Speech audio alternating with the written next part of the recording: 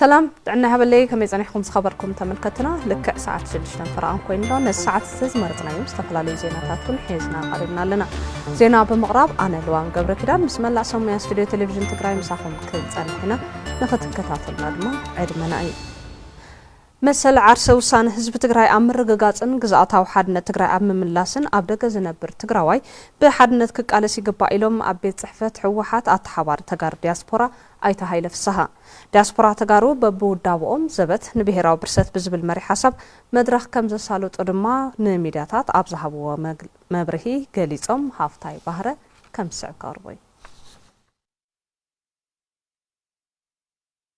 ዲያስፖራ ተጋሩ ቃልስ ህዝብ ትግራይ ኣብ ምዕዋት ደጀን ግንባር ኮይኑ ካብ ዘገልግል ልዕሊ 50 ዓመት ገይሩ ይዝበሉ ኣብ ቤት ጽሕፈት ሕወሓት ኣተሓባሪ ተጋሩ ዲያስፖራ ኣይተ ሃይለ ፍስሓ ኣብ 2013 ዓመተ ምህረት ኣብ ትግራይ ዝተወልዐ ጀኖሳይዳዊ ኩናት ኣብ ኩሉ ዓለም ዝነብሩ ተጋሩ ዲያስፖራ ብዝተወደበ መንገዲ ደጀን መኸተ ኮይኖም ተቃሊሶም እዮም ኢሎም እቲ መኸተ ዘድሊ ገዚፍ ዝበሃል ገንዘብ ኣዋፂ እዩ ስለዚ ደጀን መኸተ ትግራይ ኮይኑ ዝተንቀሳቀሰ ዓብይ ናይ ትደጀን ናይ ትመኸተ ናይ ስትራቴጂካዊ ዓቅም ንብሎ ሓደ ኣካል ኮይኑ እንቀሳቀስ ዝጸንሐ እዩ ህልውና ህዝብ ትግራይ ንምርግጋጽ ዘበት ንብሔራዊ ብርሰት ብዝብል መሪ ሓሳብ ዲያስፖራ ተጋሩ በብውዳብኦም ካብ ሓምለ 19 2018 ዓመተ ምህረት ጀሚሩ ዘተ ተሳሊጡ ይዝበሉ ኣይተ ሃይለ ፍስሓ ንህልውና ህዝብ ትግራይ ኣብ ዝግበር መኸተ ምርድዳእ ከም ዝተገበረ ተዛሪቦም ካብ ሓምለ 19 ጀሚሩ መጀመርያ እቲ ናይ ዲያስፖራ ዘሎ ውዳበ ኮረ ውዳበ ኣሎ ካውንስላት ኣሎ ኣባላት እውን ኣሎ መጀመርያ እንተማርሓይና أمايتنا كفافيلنا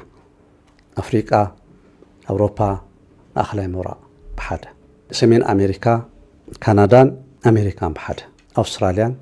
أب إيجيا زركو تجارن دما بسلست خفيلنا هنا تميت أكايدنا إن علم محبرسة حزب النجورو نهلوننا أم نجورو مخته كحدرو زخيل عنتو كمينا نكالا خلو كم يخون تكالا خلو ويكونا كمينا نكالا خلو تبدأ جزلو انت هجبر احنا وانت هنجبر حز قدم كام حساب تجمير له زي حز صبوينا ادرس غيرنا يا صبوينا سريحنا بود بمنجستي توهاو تقرت عوي دحنت حزبن مسل عرس وسانن حزب تግራይ ኣብ ምርግጋጽ ግዛታው ሓድነት ትግራይ ኣብ ምምላስን ኣብ ደገ ዝነብር ትግራዋይ ብሓድነት ክቃለስ ይግባእ ድማ ኢሎም ኣተሓባሪ ተጋሩ ዲያስፖራ ኣይተ ሃይለ ፍስሓ ኣብ ሉዓላውነትና ኣብ ምርግጋጽ መሬትና መምላስ ህዝብና መምላስ ምሕዳርና መምላስ وحس ዝኾነ ድሕነቱ ዝተሓለወ ህዝብ ትግራይ ክህሉ መስል ዓርሰ ወሳንና ክነረጋግጽ ተናሰ ኣብዘን ኣጀንዳ እዚአን ሓደ ኮነ ኣለና ተናሰ ኣብዚኦም ሓደ ንኸውን ፖለቲካ ዝምልከት ግን ኣፋላይ ክህሉ ይኽእል እዩ ንወሩውን እዩ ሕዚአና ንብል ዘለና ኣብ ደገ ዝነብር ትግራዋይ ብሙሉ ኣብዘን ኣጀንዳታት እዚአን ሓደ ክኸውን ኣለዎ ተን ኣጀንዳ እውን ዝፈልያ ኣይኮነን ተጋሩ ዲያስፖራ ኣብ ሓድነትን ዲፕሎማስን ዝተጠናኸረ ስራሕቲ ክውክኑ ይግባእ ዝበሉ ኣይተ ሃይለ ውዳበታቶም ብምጥንኻር እቶት ኣብ ምትእኽኻብ ጠንኪሮም ክሰርሑ ኣለዎም ኢሎም ዲያስፖራ ሓድ ጽቡቕ ኢና ሰሪሕና እኒ ዲያስፖራ ዝምልከቱ መደባት ሂብና ኢና ማለት ምስ ሪሶርስ ምትእኻብ ዝምልከት ካናዳ ብርክት ዝበለ ሰብ ብርክት ዝበሉ ተጋሩ ዝተዋሃቦም መደብ ሓፂር ግዜ ፈፂሞም እዮም أمريكا بتمساسالي أوروبا بتمساسالي ما أخلي مرة كلمة دبي نحب نايم ما أخلي مرة كلمة دبي زلوا تمزول كوام جن أبحثير أوار أزي اللي نايمه أزي تأخذ تباهيله كل يوم 10 تمعاتي ماكيو ኣብ ከተማ መቐለ ህላው ህዝብ ትግራይ ንምውሓስ በግንባርን ደጀንን ኮንካን ምስራሕ ዝግበር ዘሎ ምንቅስቃስ ተጠናኺሩ ከም ዝቕጽል ኣማኻሪ ውዳበታት ህዝቢ ከንቲባ ከተማ መቐለ ኣይተ ዮሃንስ ኪዳነ ማርያም ገሊጾም ደረስ ብርሃነ ተወሳኺ ጸብጻብ ክበናይ በብብርኩዝ ተኻይዱ ህዝባዊ ኮንፈረንሳት አበ ምርዳእን ምትእመማንን ግንባርን ደጀንን ዝፈጠሮ መንፈስ ዓብይ ምዃኑ ዝገለጹ አማኻሪ ውዳበታት ህዝቢ ከንቲባ ከተማ መቐለ አይተ ዮሐንስ ኪዳነ ማርያም አበ ጽንተት ህዝቢ ትግራይ ክነብር ንዝደሊ ስርዓት ምውጋድ ህዝብን አመራርሓን ተዋዲዱ ይሰርሕ ከም ዘሎም ይዛረቡም ንህልውናና ክንብል ክሳዕ ሕጂ እንዳኸፈልናያ ዝመፃና ዋጋ አብናትና ናይ ህልውና ጊዜ አብናትና ናይ መሪሕነት ጊዜ አብናይና ናይ ርክክብ ጊዜ አይበርስን بريسنا ينترفن زي ناي أشحت عمتات تاريخ زلوا هزبس أبزا موائل زي أمسوسها ندحرك أيخبسن كلهم ناي سلام أمارات تاسلستا عصونا إنا تجديدنا حجوون نافزي ندليو كيناتنا أتزل نازل مدام دمتا أو كلهم مدرخاتنا توزحين ሰራዊት ትግራይ ህዝብ ትግራይ ነጻነቱ ክሳብ ዘረጋግጽና አላውነት ግዛአቱ ክሳብ ዝምለስን ከም ዝቃለስ ቃል ዘአትወል መድረኽ ከም ዝፈጠረውን ይሕብሩም ሰራዊት ህዝብ ሰራዊት እዚ ንህዝቢ ዝዋደቕ ዘለ ሰራዊት እዚ ሰራዊት እዚ ንትግራይ ንተጋሩን ሓራ ንምውፃእ ካብ ጽንተት ንምድሓር ዝዋደቕ ዘሎ ሰራዊት እዩ ነሰራዊት እዚ ዝግብኦ ክብሪ ካብ መሃብ ጀሚሩ ካብ ደጀን ክረኽቦ ዝግብኦ ድጋፍ ሕብረተሰብ ኣድኻ መቐነት ኣብ ብኻው ጅቡስ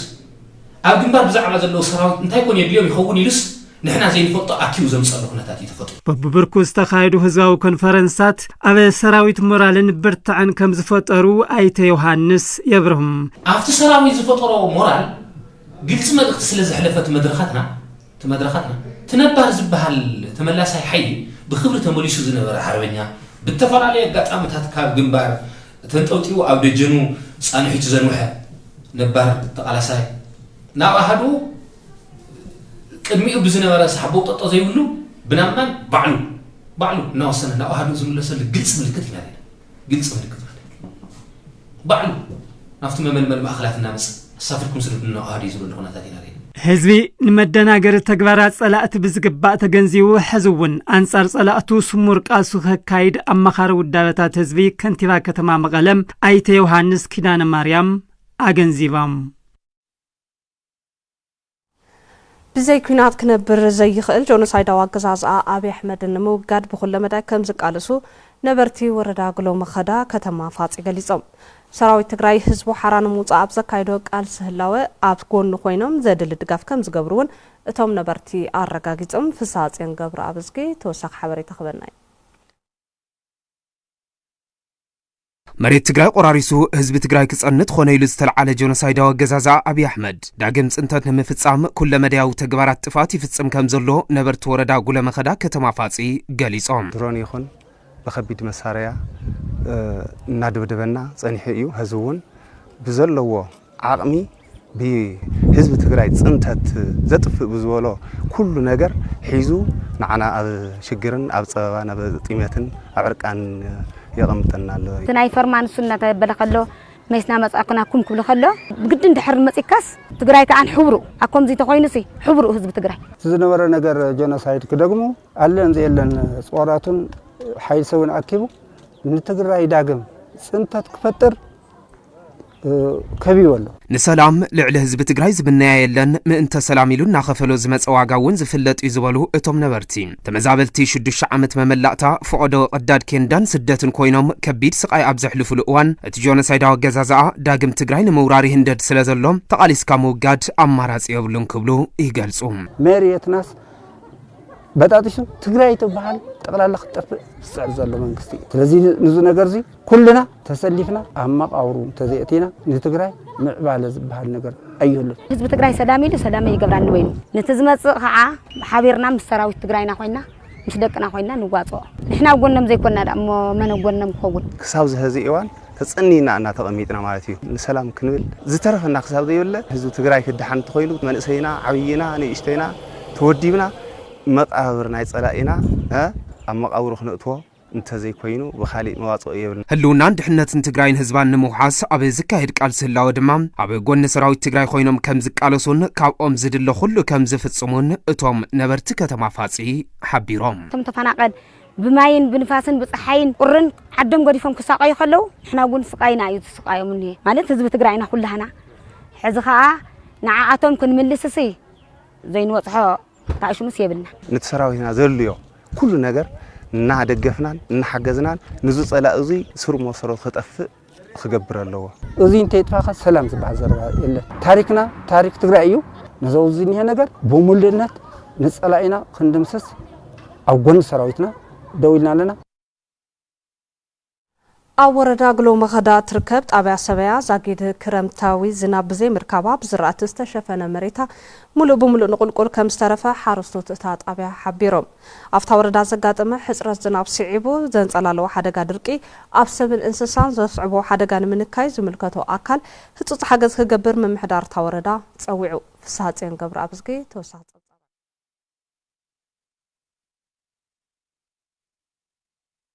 ኣብ ዞባ ምብራቅ ወረዳ ጉለ መኸዳ ትርከብ ጣብያ ሰበያ ዝናብ ክረምቲ ብዘይ ምርካባ ኣብ ወርሒ ነሓሰ ኮይንካ ዝወቐለ ዝራእቲ ዘይረኣየላ ጣብያ ኮይናላ ብሰንኪ ሓደጋ ኤልኒኖን ሕጽረት ዝናብን ዝራእቲ እታ ጣብያ ሙሉእ ንሙሉእ ከም ዘይወቐለ ጉጅለ ጋዜጠኛታት ቴሌቪዥን ትግራይ ኣብቲ ቦታ በኣካል ወሪዱ ኣረጋጊጾሎም ዘለናሉ ቦታ ኣብ ወረዳ ጉሎ መኸዳ ጣብያ ሰበያ ቁሸት ዓዲ ቤተክርስትያን እዩ እዚ ቦታ እዚ ብጣዕሚ ከቢድ ሕጽረት ዝናብ ኣጋጢምዎ ኣሎ ሕጽረት ዝናብ ኢልካ እውን ዝግለጽ ኣይኮነን አይዘነበን ዘሎ ካብ መሪቱ ዘይወፀ ዝተገልቢጡ ተዘረኸ አትሪእዎ ዘለኹም ሳልሳይ ዘርኢ በጽሕና ምንም ካብ ሰለስቲኡ ተረኸበ ነገር የለን ጽዕፉልና ዘርኢናዮ ዒልቦ ንሱ ካልኣይ ተሓሪሱ ስርናይ ተዘሪኡ ንሳም ለዘም ዝመሰለ ዓመት ምህረት ግን ፍሉይ ደርቂ ዝኾነ ዓመት ምህረት እዩ ማለት እዩ ኣነን ካብ ዝውለድ ክሻብ ሎሚ እኽሊ ተዘሪኡ ኣብ ሓመድ ተቀቢሩ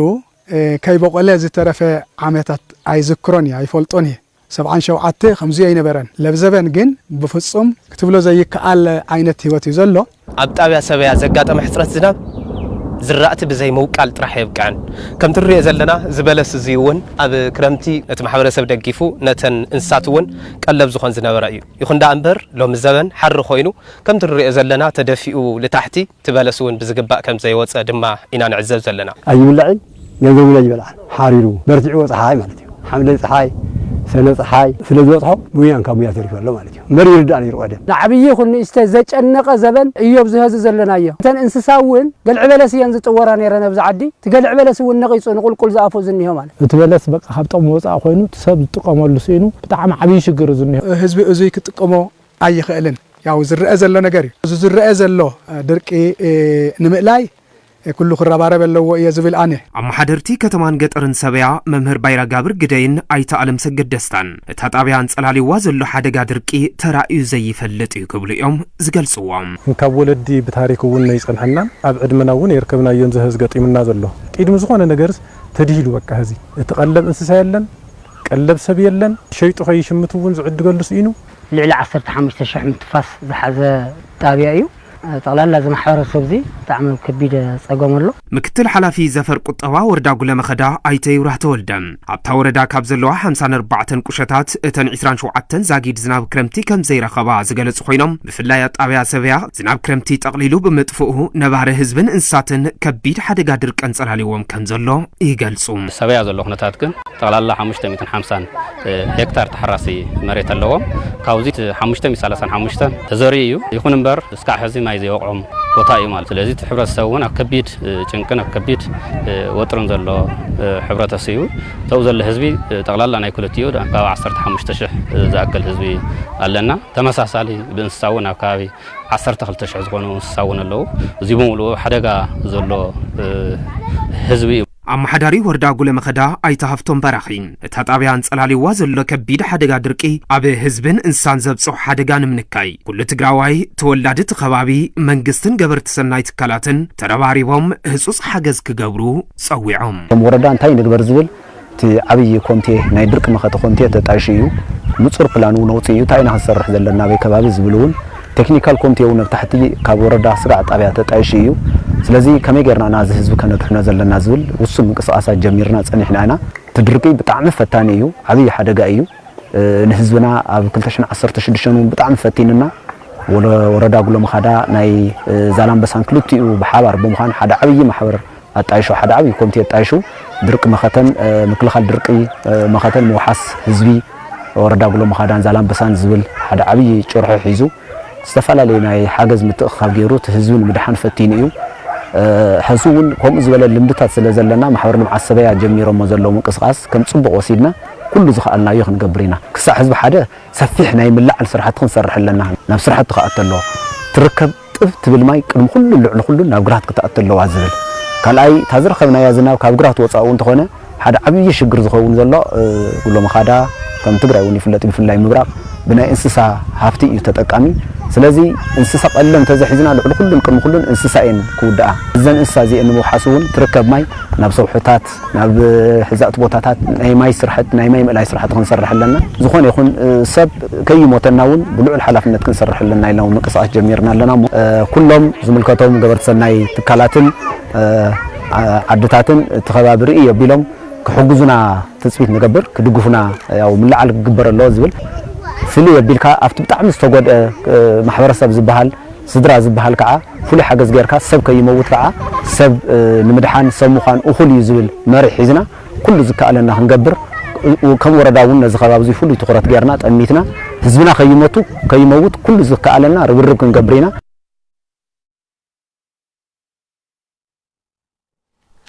عشان ده ሃይማኖታውን ባህላውን ክብርታቱ ኸይተጓደለ ንክኽበር ኩሉ ማሕበረሰብ ግድኡ ኸበርክት ቢሮ ባህልን ቱሪዝምን ትግራይ ኣፍሊጡ እቲ ቢሮ በዓል ኣሸንዳ 2018 ዓመተ ምህረት ደሚቑ ንክኽበር ሚድያታት ብዝግባእ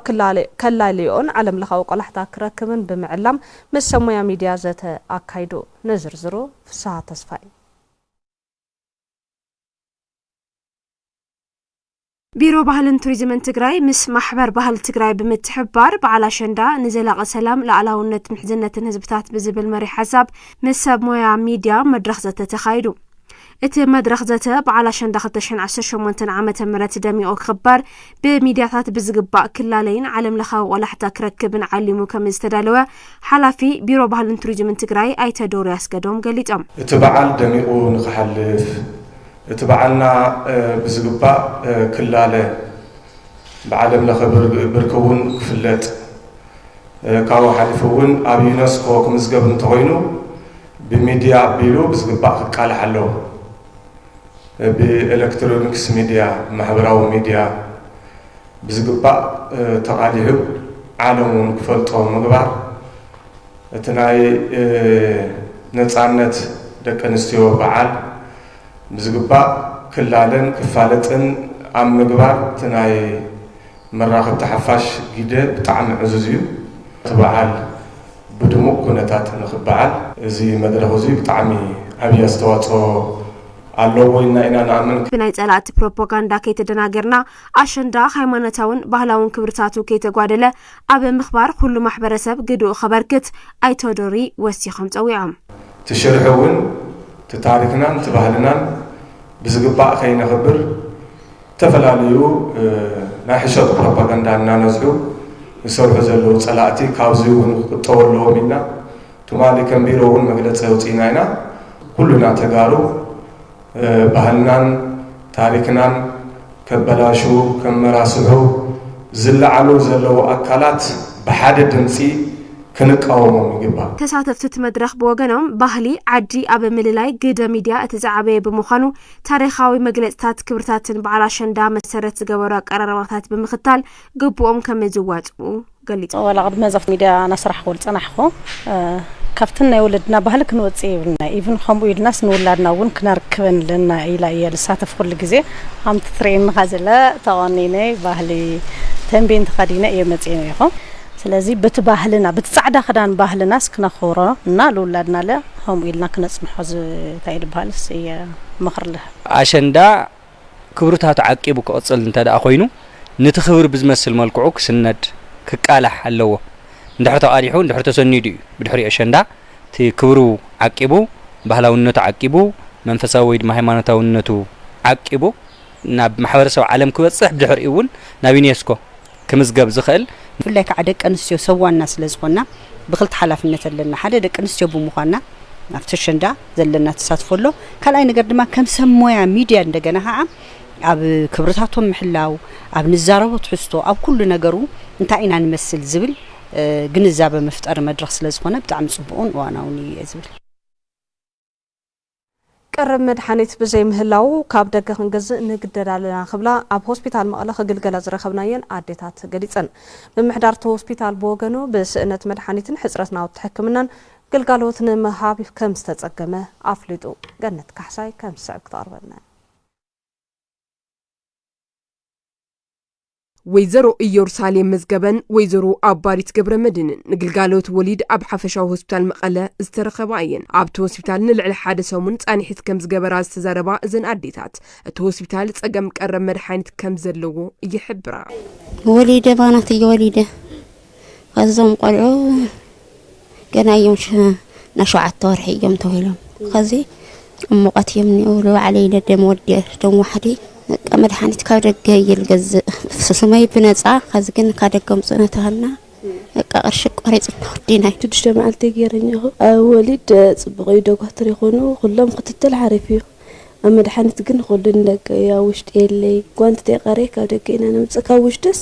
ንረኾ ነገርስ ይብነ ሆስፒታል መቐለ ካብ ዝተፈላልዩ ወረዳታትን ጣብያታትን ንዝመጹ ተሐከምቲ ግልጋሎት ዝህብ ምዃኑ ቀረብን ጠለብን መድሓኒት ክመጣጠን ኣይኸኣለን ዝበለ ተወካሊ ክፍሊ መዋልዳን ሓጎስ ገብረ እግዚአብሔር አዴታት ብናይ ባዕልን ወጻኢ መድሓኒት ክገዛ ኣይገደዳ ምህላውን ይረጋግጹ ብዙሕ ፔሸንት ዘሎ ነታ ግልጋሎት ኣይ ዘሎ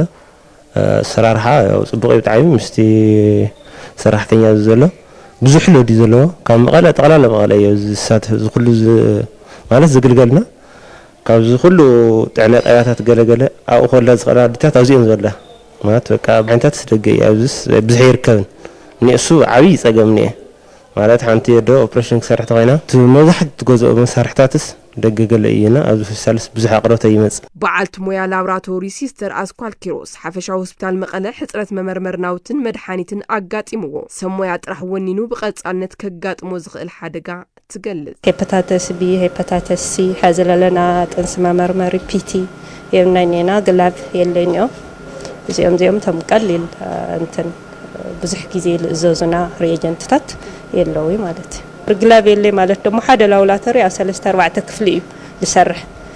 ኣብዚ ኮሌት ክገብር እዩ ቡቲ ደሞ ካሊ ዩሪን ከቀበል እዩ ዚ ፔሸንት ስለክንደይ ሰብ እዩ ግላብ ክገዝእ እና ከቢድ እዩ በቃ እንድሓር ክትሪኦ ተለኸስ ኢቭን ሕዚ በዓል ሲቪሲ ሪኤጀንትታት ተቋሪጾም ምስ ሆስፒታል ክገዝእ ይዓቕሙ ክህልዎ ኢላ ይግምት ኣነ በጀት እንድሕርለየለስ ምንም ክትገብር ኣይትኽእል ንልዕሊ 4 ኣዋርሕ ካብ መንግስታዊ ኣካል ይኹን ገበርቲ ሰናይ ዝርከብ መድሓኒትን ናውቲ ሕክምናን ጠጠው ከም ዘበለ ዝገለጹ ምክትል ሜዲካል ዳይሬክተር ሓፈሻዊ ሆስፒታል መቐለ ዶክተር አቤል ጸጋይ በዚ ድማ ሆስፒታል መቐለ ግልጋሎት ክበሉ ናብ ዘይኽእል ብርኪ ኣብጽሕዎ ኢሎም መብዛሕትኡ መድሓኒት ናብ መንግስቲ ትካላት ልመጽእ ብበጀት ልባህል ንዮ ፕሮግራም ልመጽእ ንዮ በጀት ማለት ብስሩዕ በጀት ልግዛእ ፕሮግራም ከዓ ብገበርቲ ሰናይና ብኻሊእ ልርዳእ ልመጽእ ኩልቲኡ ለማእኸሎ ኢፕሳል በሃል ድርጅት ንዮ ናይ መንግስቲ ትካላት መብዛሕትኡ መድሓኒት ንዕድገሉ መድሓኒት ለይመጸሉ ኦልሞስት ናብ ዜሮ ልባሃል ደረጃ እዩ ካብ ፌደራል ዘሎ ኣቅራበት ዜሮ ልባሃል ደረጃ ይወጽሑ ንዮ ሰዋኦም የለን ኣዋና እውን የለን ማለት እዩ ናይ ካልኣይ ደረጃ ልባሃልና ኤችአይቪ መድሓኒት ካሊእ ብጣዕሚ ወሰንቲ ልባሃሉ መድሓኒታት ናብ ትግራይ ልመጸሉ ኩነታት ዜሮ እዩ ኮይኑ ኣንሕና እውን ስራሕ መካየድ ልባሃል በጀት የለና ምንም ዓይነት መድሓኒት ክንገዝእ ይኽኣልናን ውሽጢ ኣታዊና ብጣዕሚ ትሒቱ ኦርሞስና መሬት ይነኽኡ ንዮ ብልተፈላለየ ምኽንያት ብኡ ልመጸት ህዝባዊ ሓደጋ እዩ ንዮ ሰራሕተኛታት ሆስፒታል በቲ ዝተዋሃቦም ሞያዊ ልኡኽ ግልጋሎት ይህቡ ከም ዘለዉ ዝገለጹ ዶክተር አቤል በዚ እንድሕር ደኣ ቀጺሉ ህዝቢ ኣብ ሓደጋ ከም ዝወድቕ ኣመላኺቶም እዚ ኩላይ ለሕለፈ ህዝቢ ኩላይ ሰብ ሞያ ጥዕና ለሃዘ ህዝቢ ክሳና ተዓጺና ንነብረሉ መንገዲ ኣነ ፐርሰናሊ ጌጋ እዩ ልብል ሶ ካሊእ ሶሉሽን ኢና ክንእልሽ ለለና ምክንያቱም እቲ ሜን ስቴይ ሶሉሽን ነበረ ካብ ኣዲስ ኣበባ ንመጽእ ነበረ ነገር ንድሕር ተቋሪጹ ህዝብን ኣረገፈ እውን ሱቕ ኢልካ ክትርኢ ስለ ዘይትኽእል እንታይ ክትገብር ትኽእል ንብል ካሊእ ሶሉሽን ምእላሽ እዩ ካሊእ መፍትሒ ኢኻ ትእልሽ ኣብ ወረዳ ራያ ዓዘቦ ኣብ ምዋስንቲ ጣብያታት ኤቦን ጸግዓን ዘሎ ተፈጥራዊ ልምዓት ደኒ ካብ ዝበጽሖ ዘሎ ቃጸሎን ብርሰትን ንምክልኻል ዝዓለመ መድረኽ ዘተ ተኻይዱ ዝኸፍአ ቃጸሎ ዘጋጥም ዘሎ ኣብ ጣብያ ኤቦ ዓዲ ኣንሃብ ከም ዝኾነ ዝጠቐሳ ሓላፊት ቤት ጽሕፈት ዘፈር ቁጠባታ ወረዳ ወይዘሮ ኣለማ ሰፋ ኣብ ልዕሊ ፈጸምቲ ስጉምቲ ክውሰድ ብዘይምኽኣሉ ልምዓት ደኒ ኣብ ሓደጋ ከም ዝወደቐ ብርሄን ብምዃኑ እውን ነቲ ኩነታት ብምዕዛብ መፍትሒ ንምቕማጥ እቲ መድረኽ ወሳኒ ከም ዝኾነ ዝገልጻ ወይዘሮ ኣለማ ሰፋ ሕብረተሰብ ጥቡቅ ክትትል ብምክያድ ልምዓት ደኒ ኣብ ምሕላው ክሰርሕ ኣተሓሳሲበን ነበርቲ ከባቢ ከም ዝበልዎ ኣብዚ ተግባር ዝሳተፉ ኣካላት ካብ ተግባሮም ክቁጠቡን ኣብ ምዕባይ ግንዛቤ ሕብረተሰብን ክስርሐሉ ብምዝኻር ብርሰት ደኒ ንምክልኻል ተሳትፎኦም ከም ዝሓይሉ ተዛሪቦም ክብል ጉዳያት ኮሙኒኬሽን ወረዳ ራያ ዓዘቦ ጸብጺቡ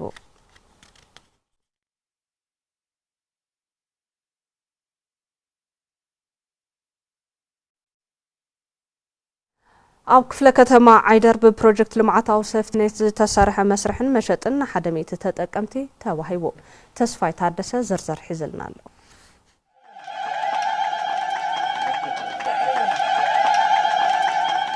ኣብ ክፍለ ከተማ ዓይደር ጣብያ ዓድሓም ብፕሮጀክት ልምዓታዊ ሰፍትነት ዝተሰርሐ መስርሕን መሸጥን ንሓደሜት ተጠቀምቲ ተዓዲሉ ተጠቀምቲ ትዕድል ዝተዋሃበን መስርሕን መሸጥን መነባብሮን ንምሕያሽ ዝሕግዘን ምዃኑ ይገልጻ ቅድሚ ሕዚ ያው ኮርተትና አልና ፈቅዶ ጽርግያ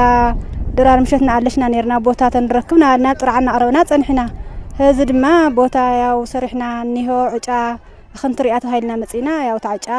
በጽሓት እንላ ተስፋኔኒ ዛ ቦታ እዚ አንድ ሕርኸበስ ሰርሐ ከልዕ ደይኾን ክልወጥ ደይኾን ምስ ደቀ ኢለ ተስፋ ይገብር መስርሕ ቦታና መስርሕ መለወጥ እዩ እንደኾነ ይኹን ስለዛ ክሰርሐል የድለን ካብ ተጸባይነት ነጻ ክንከውን ሰሪሕና በዓልና ክንመሓድር ደቅና ብጣዕሚ ነመስግን لقرايا حواتنا ون خامانا خبصحن من عبيت مزاجا كتما مقلم اتحابار كيد سرح من رقاص مقبو حسنان سيفتنتن اي تتشال برهانم اتستسرح مسرح المشاتن 15 مليون برز ود مخاني يحبرهم شاد زب سرحنا زلنا بوانانت سرحن زقيرالو دغا ما خلكون زين مي تتقمت زين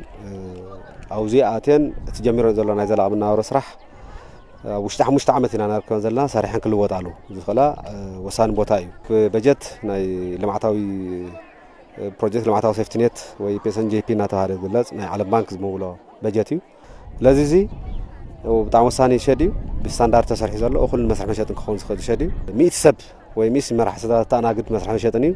ات 80 نزن تطقمت لمعتاوي سيفتنيت زمرقنا يعني ات 10 دما كابن زينا اس صقم زلون سراس واتلوا نعم 10 بدمر 100 تطقمت زاكل مسرح مشاتني اما حدارك في كتما عيدر اي تهافتم وريتام اتستوهاب مسرح مشاتن حدش ماخل عداغا كم زخونه رديوم ناي زخوا محبرسب قسيلو منغستي تلواط بوتا يكون كالي اسكعزبنا قلطيفونا تغبار يسغر إلهم سمريت ناي زخوا بزي نزغورو استواصو بشمت خفله ختما حزب محدارن كابلبي ني سمريت زخونو خنا مسغن ندلي بفولي دما سونده يكون قدام بفولي كله حبرتسب زيشقطولو نزي خباب زي وجليت هي بيت مخري بزوسنه يكون ساعات زمرتنا يومنا بزينا زازم سلام